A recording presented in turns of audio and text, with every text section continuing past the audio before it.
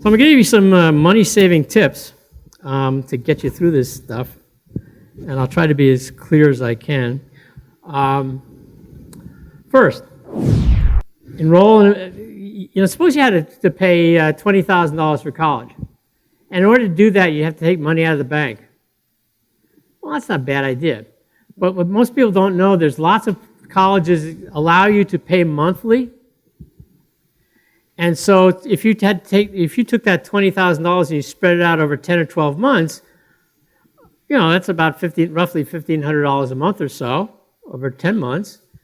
Maybe you could do that. I mean, the trick of paying for college is to try to pay for it out of your income stream. Don't spend your retirement money on college. Bad idea. So see what it would be if you were paying monthly, and if you can pay out of your income stream, you're home free. You got college licked. Consider having more than one student attend college at a time. This is very interesting.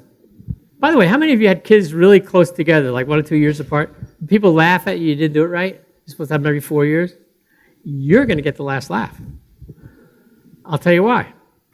The financial aid form, on one of the questions, the financial aid form says, how many students do you have in college? Well, let's suppose your EFC comes out to be $20,000.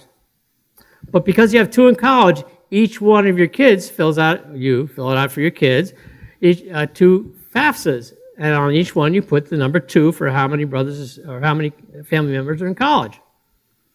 Well, what that 2 does is it takes your family contribution and divides it by that number. So if for this kid, for each kid, their $20,000 is divided by 2. So it's $10,000 for one, $10,000 for another. You're still paying $20,000, but you're sending 2 kids to college.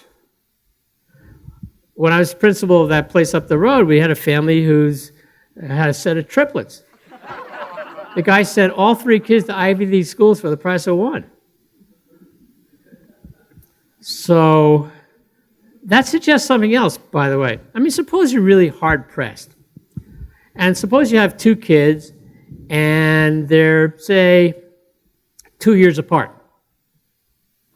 So the first one goes into college, and you pay the full family contribution for that person, and then half full for the second year. Then you got 2 for 2 years going, so you're still paying the same thing, but you're splitting it between the 2 kids. Then the last one goes through, and you're paying full freight for that kid for 2 more years. So the tail of that kite is 6 years long. One possibility would be for your student to take a gap year, the older one. Take a gap year, take a year off, do something cool. And then you just shorten the tail on the college payment kite by a whole year. And you've created another year of overlap. Colleges are okay with kids taking gap years.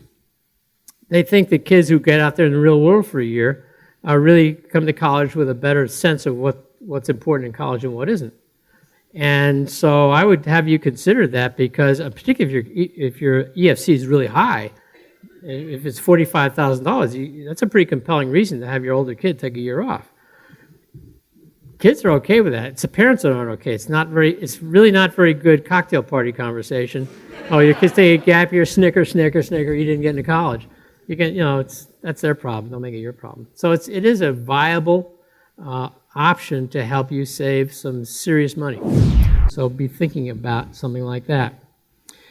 Just a general rule, keep your student income and assets low. That's pretty easy to do because they don't usually earn all that much money anyway.